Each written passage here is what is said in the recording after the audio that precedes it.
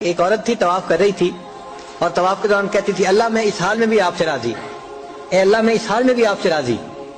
تو ایک آدمی نے یہ سنا تو بڑا حیران ہوا، اس نے اس سے پوچھا کہ تو کیوں کہتی ہے کہ میں اس حال میں بھی آپ سے راضی، میں اس حال میں بھی آپ سے راضی؟ اس نے کہا کہ میں طواف ختم کر لوں گی نا تو میں تمہیں اپنا واقعہ سناؤں گی۔ چنانچہ اس عورت نے اپنا واقعہ سنایا کہ میرے 3 بچے تھے، میں گھر کے اندر ایک دن تنور پہ روٹیاں پکا رہی تھی تو میرے بڑے 2 بچے جو تھے وہ گھر میں کھیل رہے تھے کمرے میں، اچانک مجھے شور کی آواز آئی تو وہ کہتی ہے کہ میں نے جب شور سنا تو میں وہیں سب کچھ چھوڑ کے تنور پر آٹا روٹیاں تو میں کمرے کی طرف بھاگی۔ جب کمرے گئی تو میں نے ایک عجیب تماشا دیکھا کہ اس سے 1-2 دن پہلے میرے خاوند نے گھر میں بکری کو ذبح کیا تھا اور جس چھری سے بکری کو ذبح کیا تھا وہ اس نے کمرے میں رکھی تھی۔ تو میرے دونوں بچے کھیلتے کھیلتے ان میں سے ایک نے دوسرے کو کہا کہ تمہیں پتہ ہے کہ ابو نے بکری کو کیسے ذبح کیا تھا؟ تو دوسرا کہتے ہیں مجھے تو نہیں پتا۔ وہ کہتے ہیں اچھا آؤ میں تمہیں بتاتا ہوں کہ کیسے ابو نے ذبح کیا تھا۔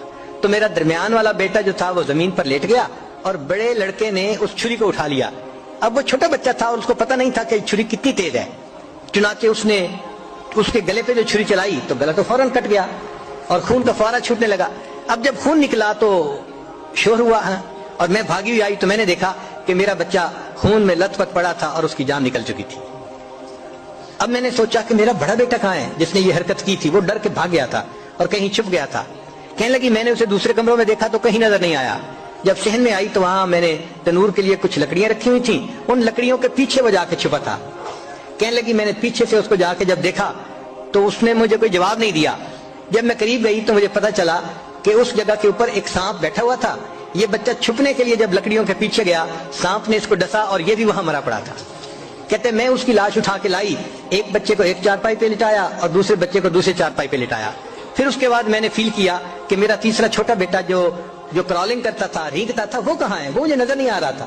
کہنے لگی میں اٹھ کے جب جو ہے تنور کی طرف آئی تو میں نے دیکھا کہ اس نے کرال کیا اور وہ تنور کے اندر گر چکا تھا۔ تو میں نے اپنے زندہ بیٹے کو آگ کے اندر پورا جلتا ہوا دیکھا اور وہ بھی فوت ہو گیا تھا۔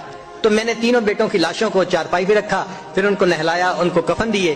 جب تینوں کے جنازے ایک دن میں گھر سے نکلے تو میں عمرے کے ارادے سے آ گئی۔ اب میں طواف کر رہی ہوں اور اپنے اللہ کو کہہ رہی ہوں اے اللہ میں اس حال میں بھی آپ سے راضی ہوں۔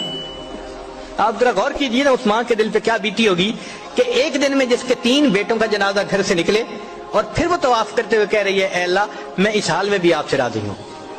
تو ہم نے کہاں غم دیکھے ہیں، کہاں تکلیفیں دیکھی ہیں؟ ہم نے نہیں دیکھی۔ ہمیں تو اللہ نے بہت سہولت کی زندگی دی ہے۔